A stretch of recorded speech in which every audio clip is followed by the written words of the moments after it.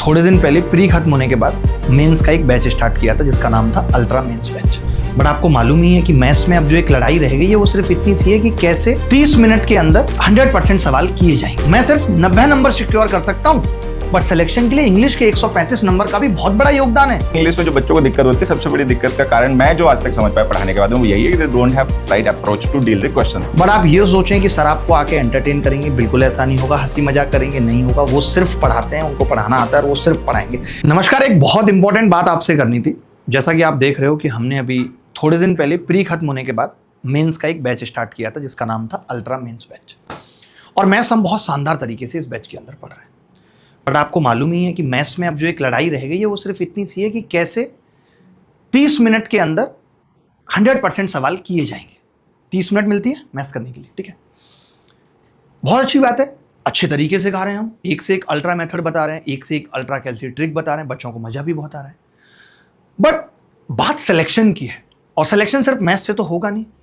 Selection में एक important role आज इंग्लिश का भी है, क्योंकि कुछ बदला हो ना बदला हो, लेकिन पिछले 4-5 महीने में जितने भी एग्जाम हुए, चाहे फेज का चाहे सीजीएल का, उसमें इंग्लिश जरूर थोड़ी बदली, थोड़ा पैटर्न बदला है, थोड़ा सा उन्होंने टफनेस का तड़का दिया है। और वो बच्चों के लिए एक चैलेंजिंग भी हो रहा है कि अगर आप सिर्फ एक सिलेबस खत्म इंग्लिश का कर लेते हैं तो अब ऐसा नहीं है, क्योंकि इंग्लिश बड़ी भी है गणित से। आज इंग्लिश का वेटेज ज्यादा है। मैं सिर्फ 90 नंबर सिक्योर कर सकता हूं, बट सिलेक्शन के लिए इंग्लिश के 135 नंबर का भी बहुत बड़ा योगदान है। और एक एक नंबर आपको सिलेक्शन के अंदर और सिलेक्शन के बाहर कर सकता है। आपको पता है कि एक नंबर से आप इंस्पेक्टर से पीए ऐसे बन सकते हो, यानी एक एक नंबर का महत्व है। तो ये मेरी जिम्मेदारी थी। बच्चे लगातार ये कह भी रहते, सर इंग्लिश की उतनी अच्छी तैयारी नहीं हो पा रही है, सर सिलेबस भी खत्म कर लिया है, कोई ना कोई कहीं ना कहीं तो पढ़ ही रहा है। अब हम ऐसा क्या उसके अंदर तड़का दें कि वो 135 के 135 नंबर ला पाए। कैसे ये संभव हो पाएगा? तो उसी के लिए आज मैं आप सबके सामने हाजिर हुआ हूं। जितने भी बच्चे हमारे इस अल्ट्रा मेंस बैच में तैयारी कर रहे हैं, उन सब के लिए free English class by Ankul sir आने वाली हैं। मैंने लगातार आपसे कहा था कि हम जल्दी ही आपकी प्रैक्टिस को दमदार बनाएंगे, जबरदस्त बनाएंगे। तो वो कैसे संभव होगा वो मैं आपको बताता हूं। तो मैं स्वागत करता हूं अंकुल सर का। थैंक यू सर, मेरी इस बात को लर्नर्स मानने के लिए। मैंने ये कोशिश लगातार एक हफ्ते से अंकुल सर से कर रहा था कि भाई आप हमारे इन बच्चों को इंग्लिश की प्रैक्टिस क्लास दें। जब तक कि अभी मेंस की डेट भी नहीं आई है, 2-2.5 महीने हैं। अगर सर वीकली भी 5 क्लासेस आपको 1.5 घंटे की देते हैं तो मुझे ऐसा लगता है कि आप इंग्लिश में 135 स्कोर कर पाओगे। बाकी अभी आप वीडियो के थोड़ी देर बाद देखोगे भी कि सर के इंग्लिश को तोड़ने का तरीका क्या है। जिस तरीके से हम गणित को आसान बनाते हैं, वैसे ही सर भी इंग्लिश में सोचना सिखाते हैं। तो थोड़ा सा सर इंग्लिश पे प्रकाश डालेंगे, फिर मैं कंटिन्यू करूंगा। इंग्लिश की इंपॉर्टेंस तो सबको पता ही है। बच्चे मेंस की तैयारी कर रहे हैं तो अब ऐसी बात है, सबको पता ही कि इंग्लिश की इंपॉर्टेंस हमारे सिलेक्शन में क्या है, जैसे कि अपने सर ने अच्छे से याद भी करवा दिया। इंग्लिश में हमें समस्या क्यों होती है, वो भी जो बच्चे ध्यान देके पढ़ते हैं उनको प्रॉब्लम पता ही होती होगी कि इंग्लिश में जो प्रॉब्लम होती है वो एक्चुअल में जब तक हम समझ ना पाए कि जो हमने पढ़ा है, जिस क्वेश्चन को हमें आंसर करना है, अगर हम उस क्वेश्चन को समझ नहीं पा रहे हैं तो कहीं ना कहीं पे हम तुक्का मार के आते हैं या फिर हम गलती करते हैं।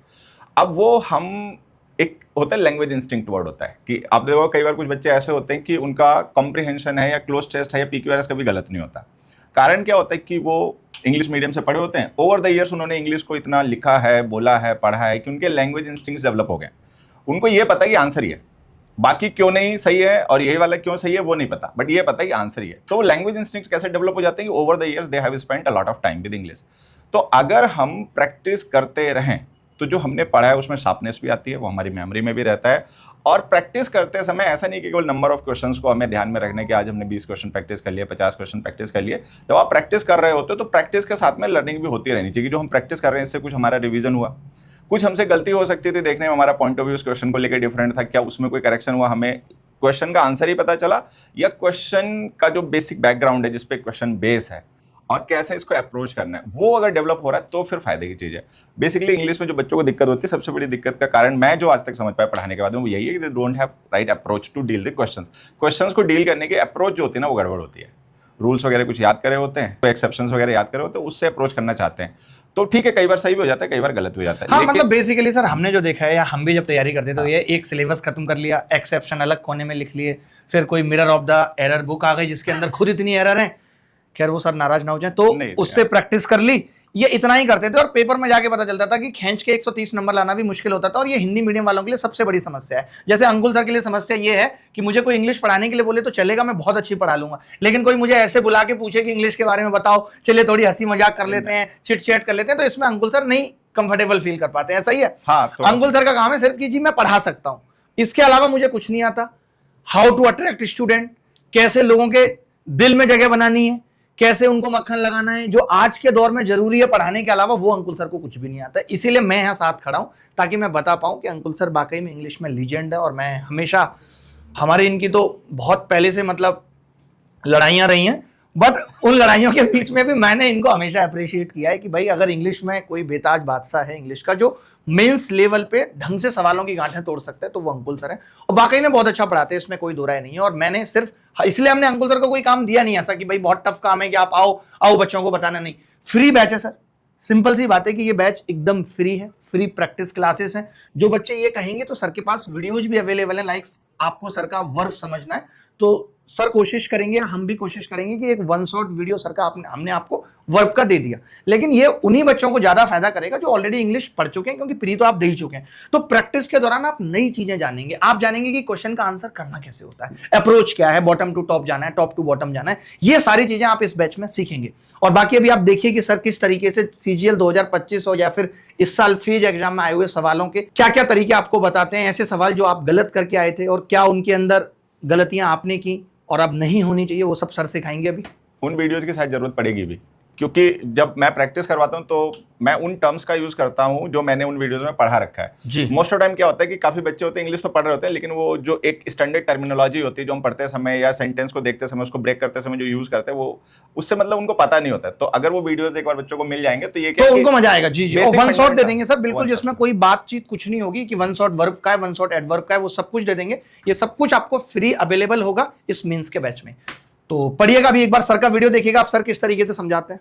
Dash final approval is expected. अब यहां पर हमें ऑप्शन दिए गए हैं eight which, on which, when और वेयर अपॉन।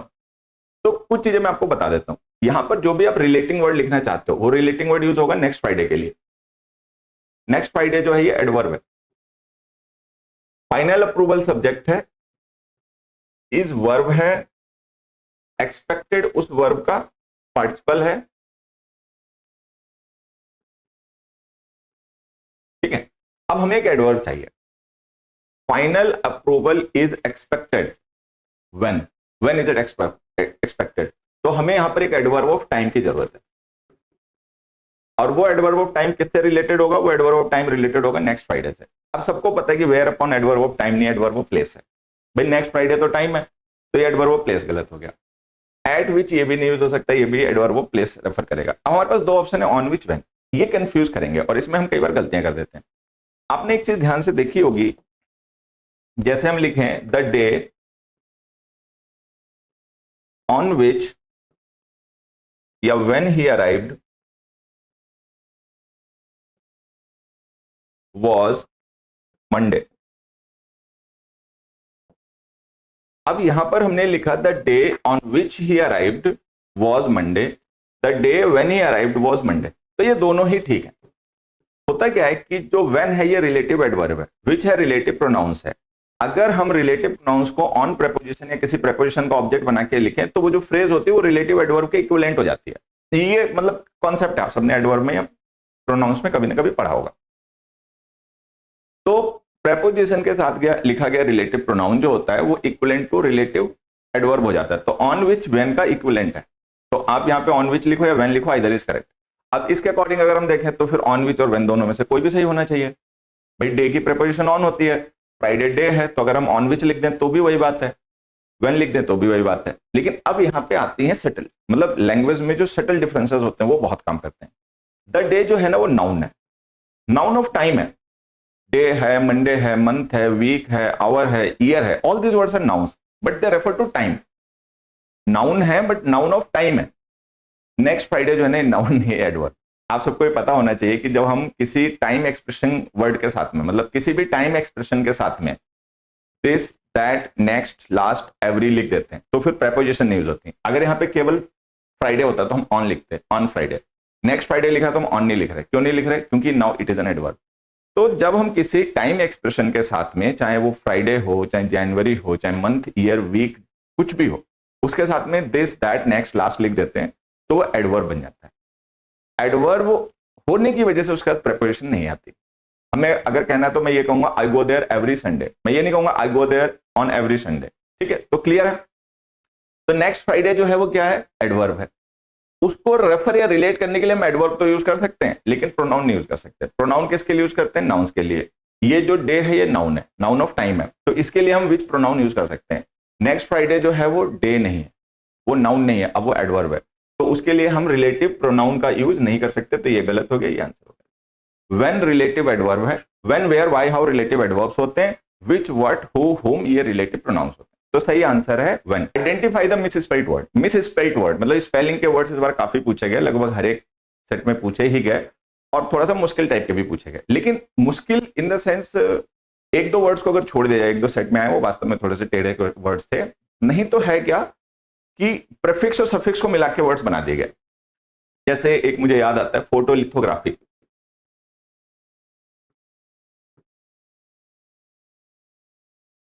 जो सिलिकॉन चिप्स होते हैं ना उनको बनाने की प्रोसेस होती है फोटोलिथोग्राफी। तो अब क्या है? फोटोलिथोग्राफी, तीन वर्ड्स को मिला के एक वर्ड बना, ठीक है, और इसको स्पेलिंग में पूछ दिया गया अलग अलग तरीके से कि इसकी सही स्पेलिंग क्या है। तो भाई आपको सिंगल वर्ड की स्पेलिंग नहीं पता, तो ये तो पता होगा फोटो की स्पेलिंग क्या होती है, ये तो पता होगा लिथो की स्पेलिंग क्या होती है, ये तो सबने पढ़ा होता है, ये तो पता होगा ग्राफी की स्पेलिंग क्या होती है, कैलीग्राफी वर्ड तो सबने पढ़ा होता है। ठीक, तो अब ये तीन वर्ड्स हैं, उनको मिला के एक सिंगल वर्ड बना दिया गया। तो आप देख लो ना, फोटो की स्पेलिंग क्या सही होती है, लिथो की क्या सही होती है, ग्राफी की सही होती है, इस तरीके के आए हैं। अब जैसे एग्जांपल है सुपरसीड, परसिवरेंस, प्रिविलेज, असैसिनेट। तो आप देखोगे ये जो वर्ड्स हैं ना, ये हम पढ़ते तो हैं, लेकिन हम ये एंटोनिम सिनोनिम के पॉइंट ऑफ व्यू से पढ़ते हैं, और ये सबको पता होंगे, ठीक, लेकिन यहाँ पर ये स्पेलिंग में पूछ दिए गए। तो जब हम वर्ड्स पढ़ते हैं तो हम इस बात का ध्यान रखें कि हम ये ना याद करें कि ये वर्ड हम एंटोनिम में पढ़ रहे हैं तो एंटोनिम के लिए ही याद करना है। हो सकता है उस वर्ड का सिनोनिम आपसे पूछ दिया जाए पेपर में, हो सकता है उसको वन वर्ड सब्स्टिट्यूशन में पूछ दिया जाए, हो सकता है उसको क्लोज में पूछ दिया जाए, और हो सकता है वो स्पेलिंग में पूछ दिया जाए। तो ये हमारी अपनी समझ इतनी ब्रॉड होनी चाहिए कि जब हम किसी एक वर्ड को पढ़ रहे हैं तो हम उसको हर एक पॉइंट ऑफ व्यू से देखें। ठीक है, अब मैं इन वर्ड्स के बारे में आपको बता देता हूँ। ठीक, कि ये क्वेश्चन केवल हमने यहाँ पे इसलिए इंक्लूड किया जिससे आपको ये समझ में आए कि जो वर्ड्स आप एंटोनिम सिनोनिम्स के लिए पढ़ते हो, वन वर्ड सब्स्टिट्यूशन के लिए पढ़ते हो, वही स्पेलिंग में आ जाते हैं। तो उन्हीं का ध्यान रख लो कि भाई इनकी हमें स्पेलिंग भी याद कर लेनी है मीनिंग के साथ साथ। अब जैसे सुपरसीड वर्ड है, इसको लेकर अक्सर बच्चों में गलतियां क्या होती है कि वो समझते हैं कि SEDE की जगह CEDE होगा, लेकिन होता क्या है, ये इंग्लिश का अकेला ऐसा वर्ड है जिसका एंड SEDE से होता है, द ओनली वर्ड।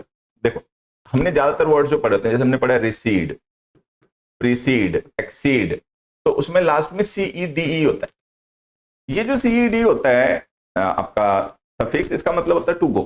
प्रीसीड का मतलब टू गो बिफोर, इससे पहले जाना। सक्सीड में भी यही होता है, लेकिन सुपरसीड में जो सीड होता है ये अलग रूट वर्ड है, इसका मतलब होता है बैठना। ठीक है, जैसे सेडेंटरी वर्ड आपने पढ़ा होगा, तो सेडेंटरी का मतलब होता है रिलेटेड टू सिटिंग। तो ये जो सुपर है, सुपर का मतलब अब होता है, सीड का मतलब होता है बैठने वाला। तो सुपर सीड का मतलब एक मतलब सुपर सीड कर देना मतलब किसी की जगह पे आके बैठ जाना, मतलब उसको नीचे करके उसकी जगह ले लेना। सुपर सीड कर देना मतलब किसी को आउट ऑफ यूज कर देना। तो अब ये सुपर सीड का अगर हमें ये मीनिंग पता हो कि भाई ये जो सीड हमने लिखा है सफिक्स और ये जो सीड होता है ये दो अलग अलग कॉन्टेक्स्ट के सीड है, तो हम समझ जाएंगे कि भाई इसके मीनिंग से हम जान जाएंगे ये वाला सीड यहाँ नहीं आ सकता। तो ये सही लिखा हुआ है। परसिवरेंस की स्पेलिंग भी सही है। परसिवरेंस में होता क्या है कि अक्सर हमसे जो गलती हो जाती है वो ये हो जाती है आर के बाद हम ई लिखने की कोशिश करते हैं, तो ध्यान रखना ए होता है। असैसिनेट की स्पेलिंग सही है, डबल एस है दोनों। प्रिविलेज की स्पेलिंग है गलत। प्रिविलेज में होता क्या है, ये होता है PRIVILEGE। प्री का मतलब होता है प्राइवेट, प्रिवी का मतलब होता है प्राइवेट पर्सनल, लेज का मतलब होता है लॉ। ठीक है, तो प्रिविलेज एक स्पेशल राइट होता है जो किसी पर्टिकुलर पर्सन को है, सबको नहीं है। प्राइवेट लॉ, प्राइवेट अथॉरिटी, ठीक है, स्पेशल राइट। तो प्रिवी का मतलब प्राइवेट, लेज का मतलब लॉ, कानून। तो किसी का अपना पर्सनल कानून जो उसी के लिए एप्लीकेबल है, बाकी के लिए नहीं, तो वो प्रिविलेज हो गया, विशेष अधिकार हिंदी में बोलते हैं। ठीक है, तो इसकी स्पेलिंग जो होती है वो सही है और वो जो लिखी है वो गलत। कितने बड़े बड़े क्वेश्चन आ रहे हैं, ध्यान से देखिए, लेकिन ये बहुत आसान है। The report emphasis on techno optimism while commendable overlook the structural inequities that persist in data inaccessibility and digital literacy across demographic and regional divides। अगर आप इस सेंटेंस को पढ़कर इसमें क्लॉजेस, फ्रेजेस, ठीक है, मॉडिफायर्स, सब्जेक्ट्स, प्रेडिकेट्स, उनको identify कर सकते हो, तो ये बहुत आसान क्वेश्चन है। नहीं तो अगर हम याद करके पेपर देने जाते हैं तो गलती क्या होती है मैं आपको बताता हूं, कि हम इस ऑन को हटा बैठते हैं। क्यों? क्योंकि हम देखते हैं एम्फेसिस लिखा हुआ है, एम्फेसिस है, ठीक है, स्ट्रेस है, इनके साथ तो ऑन आता नहीं, तो हम हटा के बैठ गए। लेकिन ध्यान देना, ये जो वर्ड हमने एम्फेसिस लिखा ना, ये नाउन है, वर्ब नहीं है। जो एम्फेसाइज वर्ब है वो ट्रांसिटिव होती है, उसके साथ हम डायरेक्ट ऑब्जेक्ट लिखते हैं, प्रीपोजिशन नहीं लिखते। ऑन लिख के एरर आती है तो हम हटा देते हैं। अब जब हम पढ़ रहे होते हैं, हमें पढ़ाया जा रहा होता है, तो हमें ऐसे पढ़ा दिया जाता है या हम ऐसे पढ़ लेते हैं कि एम्फेसाइज के साथ में ऑन नहीं आता। उसके बाद हम ध्यान नहीं देते भाई क्यों नहीं आता, ठीक है, और किस कंडीशन में नहीं आता, और क्या ये जो वर्ड हमने याद कर लिया है, इस वर्ड का इंग्लिश में यूज एक ही तरीके से होता है या ये डिफरेंट पार्ट ऑफ स्पीच के तरीके से भी यूज किया जा सकता है। तो ये जो एम्फेसिस वर्ड हमने लिखा बच्चे, ये नाउन, अगर इसमें एस के बाद में ई लिख देंगे तो वर्ब बन जाएगा एम्फेसाइज, ठीक। तो ये एम्फेसिस वर्ड नाउन है, पहली बात तो वर्ब नहीं है। तो अगर ये नाउन है तो जो ऑन हमने लिखा वो ठीक है, इसको टिक मत मार। फिर आप सोचोगे एरर कहाँ है, तो एरर मैं इसकी आपको बताता हूँ। देखिए, द रिपोर्ट्स एम्फेसिस जो हमने लिखा है, ये हमारा सब्जेक्ट है। अब अगर हम सेंटेंस में सब्जेक्ट लिख रहे हैं तो कहीं ना कहीं तो उसकी वर्ब भी होगी। ध्यान से देखिए, उसकी वर्ब ये लिखी, ओवरलुक, ठीक। द रिपोर्ट्स एम्फेसिस सब्जेक्ट हो गया, जो कि सिंगुलर सब्जेक्ट है, तो उसके लिए वर्ब भी सिंगुलर आनी चाहिए, तो यहाँ पे लिखो ओवरलुक्स। तो ये आंसर है। क्या लिखना पड़ेगा? The reports emphasis on techno optimism while commendable overlooks the structural inequities. तो यहाँ पे आंसर हो जाएगा ओवरलुक की जगह overlooks. Only after a decade of field work fully grasp the dialects and nuances। अब इस तरीके के क्वेश्चंस पेपर में एकदम से आ जाते हैं, बच्चे कंफ्यूज हो जाते हैं, लेकिन ये बहुत इजी क्वेश्चन है। देखो, after a decade of field work, ये एक प्रेपोजिशनल फ्रेज है। आफ्टर इसमें प्रेपोजिशन है, अ डिकेड ऑफ फील्ड वर्क उस प्रेपोजिशन का ऑब्जेक्ट है, और ये प्रेपोजिशनल फ्रेज व्हेन का रिप्लाई है, तो ये एडवर्ब ऑफ टाइम है। क्या है ये? एडवर्ब ऑफ टाइम है। इस एडवर्ब ऑफ टाइम के साथ में हमने एक ओनली एम्फेसाइजर लिख रखा है, जो इस फ्रेज को, इस एडवर्ब को एम्फेसाइज कर रहा है। ओनली, हम सबको पता होगा कि ओनली और जस्ट, ये दो वर्ड्स जो होते हैं, ये फ्री मॉडिफायर्स इंग्लिश के होते हैं और ये एम्फेसाइजर होते हैं। इनका यूज हम सेंटेंस के किसी भी पार्ट को एम्फेसाइज करने के लिए उससे पहले लिखकर करते हैं। यहां पे जो ओनली है, ये आफ्टर प्रेपोजिशन को नहीं, after a decade of field work, जो पूरी प्रेपोजिशनल फ्रेज एक एडवर्ब का काम कर रही है, उसको एम्फेसाइज कर रहा है। अब आप सबने कॉन्टेक्ट, मतलब एक कंसेप्ट पढ़ा होगा कभी ना कभी, कि जब भी हम किसी एडवर्ब को एम्फेसाइज करने के लिए at the beginning of the sentence use करते हैं, तो वो एडवर्ब जिस वर्ब के लिए यूज होता है, उस वर्ब को इन्वर्टेड फॉर्म में लिखना पड़ता है। ठीक है, क्लियर? अब ये बातें आपने सेल्डम को लेकर, हार्डली को लेकर, नो सूनर को लेकर सबने पढ़ी होंगी, लेकिन वो हम वर्ड्स याद कर लेते हैं कि हार्डली, बेयरली, नो सूनर, इनके साथ इन्वर्जन होगा। वर्ड नहीं याद करना है, कॉन्सेप्ट समझना है क्यों होगा, ठीक है।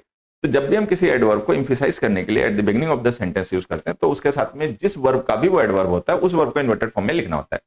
अब ये जो हमने एडवर्ब फ्रेज लिखी है, किस वर्ब के लिए यूज हो रही है? एक ग्रास्प वर्ब के लिए यूज हो रही है। तो यहां पर जो हमने ग्रास्प लिखा है, ये वर्ब है, ठीक है, फुली उसका एडवर्ब है। यहां पर हमें हेल्पिंग वर्ब लिखनी है, ठीक है, सब्जेक्ट से पहले हेल्पिंग वर्ब। अब क्या लिखें इसमें? मतलब सब्जेक्ट भी लिखना है, सब्जेक्ट वहां सी दे रखा है, तो ये जो ग्रास्प है ये वर्ब है, ठीक है, और सब्जेक्ट और हेल्पिंग वर्ब हमें लिखना है। अब क्योंकि हमें इन्वर्टेड फॉर्म लिखनी है, तो इन्वर्टेड फॉर्म में जो हेल्पिंग वर्ब है वो सब्जेक्ट से पहले आएगी। तो यहां पर हेड सी के बाद लिख रखा है, गलत। यहां पे डिड सी के बाद लिख रखा है, गलत, ठीक है। तो या तो हम डिड सी लिखें, हेड सी लिखें। ध्यान से देखें तो हमारी वर्ब जो है वो ग्रास्प फर्स्ट फॉर्म में लिखी हुई है। अगर हम फर्स्ट फॉर्म की वर्ब यूज कर रहे हैं तो हेड हेल्पिंग वर्ब तो यूज होगी नहीं, क्योंकि हेड का तो थर्ड फॉर्म आती है। तो ये ऑप्शन गलत, ये ऑप्शन आंसर। तो सही आंसर क्या हो गया? डिड सी। ये जो हमने लिखा डिड सी फुली ग्रास्प, तो इसमें डिड हेल्पिंग वर्ब है, सी सब्जेक्ट है, फुली ग्रास्प वर्ब है। वैसे ग्रास्प वर्ड जो होता है वो नाउन भी होता है, ग्रास्प का मतलब पकड़, ग्रिप, लेकिन ये नाउन हो नहीं सकता, क्योंकि इसको डिस्क्राइब करने के लिए हमने इससे पहले फुली एडवर्ब यूज करा है। अगर हमने फुली एडवर्ब लिख रखा है तो फिर ये नाउन नहीं है, वर्ब है। तो अगर ग्रास्प वर्ब है तो ये वर्ब की फर्स्ट फॉर्म है, इसका यूज हम हेड के साथ नहीं, डिड के साथ कर सकते हैं। तो सही आंसर है बी। अब यहाँ पे हमें मिसस्पेल्ड वर्ड बताना है। तो जैसा कि मैं अभी आपको बता रहा था कि स्पेलिंग में जो क्वेश्चंस आए वो कोई खास मुश्किल नहीं थे, लेकिन हाँ उतने आसान भी नहीं थे जितना हम मान के तैयारी कर रहे होते हैं कि स्पेलिंग में ये वाला क्वेश्चन आ जाएगा, ठीक। अब ये वर्ड दिया गया साइटोक्रोम। हो सकता है आप में से किसी ने ये पहली बार वर्ड देखा हो, इससे पहले कभी देखा सुना ना हो, ठीक है, लेकिन मुझे ये पता है कि साइटो वर्ड आज तक सबने पढ़ा होगा कहीं ना कहीं, ठीक है, और क्रोम भी सबने पढ़ा ही लिखा होगा। ये दो वर्ड आप सबने पढ़े होंगे। साइटोलॉजी सबने पढ़ा होगा, जब आप वन वर्ड सब्स्टिट्यूशन की स्टडी करते हैं तो वहां पे एक टर्म आता है, ठीक है, स्टडी ऑफ सेल्स, साइटोलॉजी, ठीक है। तो सबने पढ़ा होता है कि सही स्पेलिंग क्या होती है, यही होती है CYTO।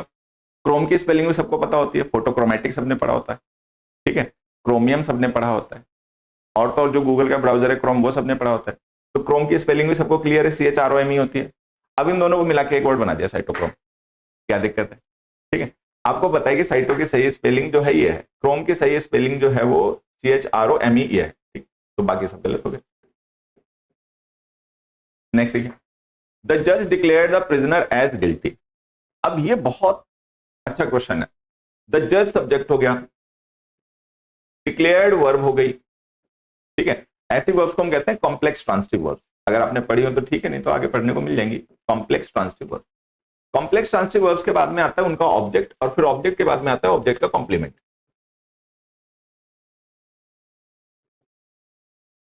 जैसे द जज declared whom, the prisoner, he declared the prisoner what did he declare the prisoner, क्या डिक्लेयर किया उसने prisoner को।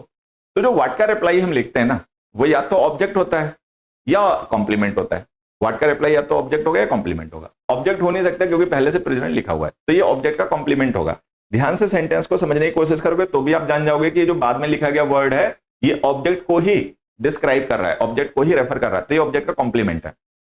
अगर ये ऑब्जेक्ट का कॉम्प्लीमेंट है तो कॉम्प्लीमेंट्स या तो नाउन होते हैं या प्रोनाउन होते हैं या एडजेक्टिव होते हैं, ठीक है, एडवर्ब्स नहीं होते। एज के साथ लिखी गई जो फ्रेजेस होती हैं, एज प्लस ऑब्जेक्ट, ये जो हम फ्रेजेस लिखते हैं ये फ्रेजेस एडवर्ब होती हैं और ये हाउ का रिप्लाई होती हैं। हमें यहां पर हाउ का रिप्लाई नहीं, हमें व्हाट का रिप्लाई चाहिए, कॉम्प्लीमेंट। तो ये एज जो हमने लिखा वो गलत है, यहां भी और यहां भी, ठीक है। उसके बाद जब हम ऑब्जेक्ट कॉम्प्लीमेंट लिखते हैं तो ऑब्जेक्ट कॉम्प्लीमेंट सीधे कोई नाउन या प्रोनाउन हो जाता है। गिल्टी के साथ टू आएगा नहीं, ऑफ आता है। गिल्टी के साथ हम प्रीपोजिशन ऑफ यूज करते हैं, तो ये भी गलत हो गया, ठीक है। गिल्टी फॉर लिख दोगे तो प्रीपोजिशन का प्रीपोजिशन कोई ना कोई ऑब्जेक्ट लिखना पड़ेगा, ऑब्जेक्ट लिखा नहीं तो ये भी गलत हो गया। तो ये जो गिल्टी हमने नाउन लिखा ना ये डायरेक्ट ऑब्जेक्ट हो जाएगा, ये गिल्टी नाउन ही डायरेक्ट ऑब्जेक्ट कॉम्प्लीमेंट हो जाएगा। तो आंसर हो जाएगा द जज डिक्लेयर्ड द प्रिजनर गिल्टी, कि जज ने प्रिजनर को गिल्टी डिक्लेयर कर दिया। Select the sentence containing the homonym of the underline word. अब देखिए यहाँ पे पूछा कि होमोनिम, हर एक सेट में इस तरीके के क्वेश्चंस आए और थोड़े मुश्किल वर्ड्स के साथ में आए, ऐसे वर्ड्स जो कि मतलब आपने शायद पहले कभी पढ़े सुने ना। The architect discuss the vault beneath the cathedral. अब यहां पे फुल स्टॉप लगा लेना।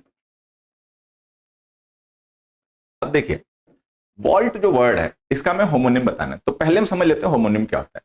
होमोनिम्स ऐसे वर्ड्स होते हैं जिनकी स्पेलिंग प्रोनाउंसिएशन सेम होती है बट यूज डिफरेंट होता है, ठीक। तो जैसे कोई एक ही वर्ड है और उस वर्ड का प्रोनाउंसिएशन स्पेलिंग सेम है, जैसे एक वर्ड था मार्च, MARCH, मार्च, तो मार्च एक नेम ऑफ मंथ है भाई, फरवरी के बाद में आता है।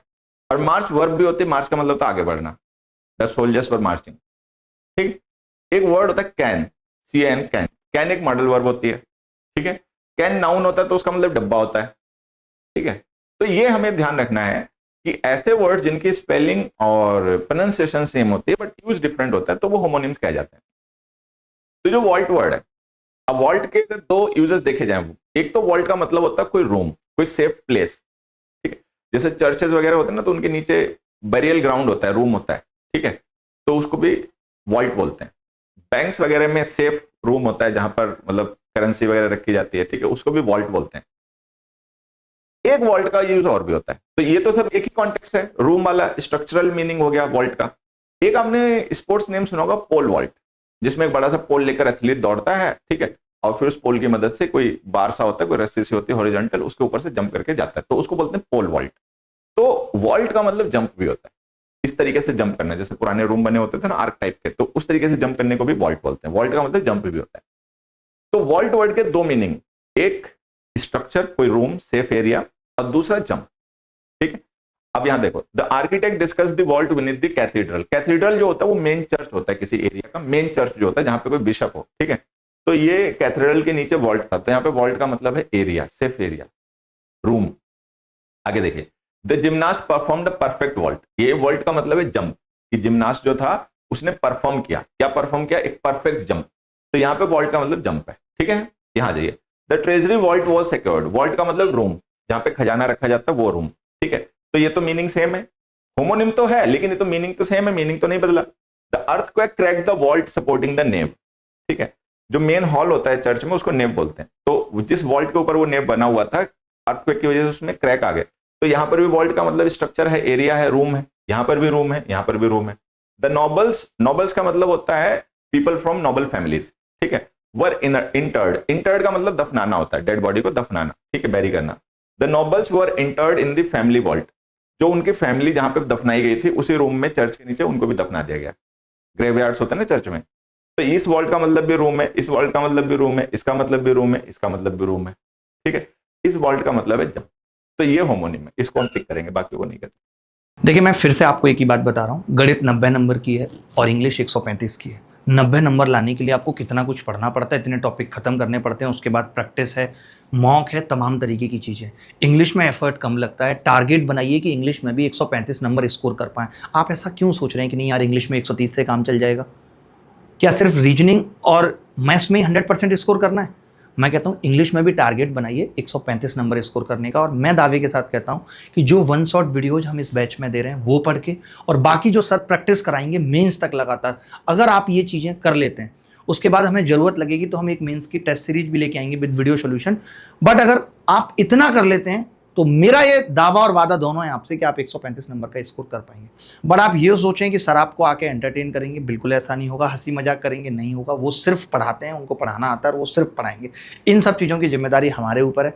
आपको इंग्लिश की क्लास में भी बीच में अगर हंसने का मन करे तो हमें कॉल लगाइए, हम आपको हंसा देंगे, ठीक है। जितनी भी ये सब इधर उधर की चीज़ें पढ़ाने के साथ साथ होती हैं वो हम कराएंगे मैथ्स के बैच में, ठीक है। इंग्लिश आपको सिर्फ और सिर्फ प्रैक्टिस और पढ़ने के लिए मिलेगी। अच्छा, अभी भी अगर कोई बच्चा इस मेंस के बैच में आना चाहता है तो डिस्क्रिप्शन में लिंक दिया हुआ है, आप अभी भी इस मेंस बैच में आ सकते हो। अभी तो बहुत वक्त है। अगर आप अगले साल भी देना चाहते हो तो भी आ सकते हो, या आपको सर से इंग्लिश पढ़नी है तो भी आ सकते हो। जो भी जिस तरीके से भी आप अपनी तैयारी को कंटिन्यू रखना चाहते हो आ सकते हो। धन्यवाद, थैंक यू, मिलते हैं।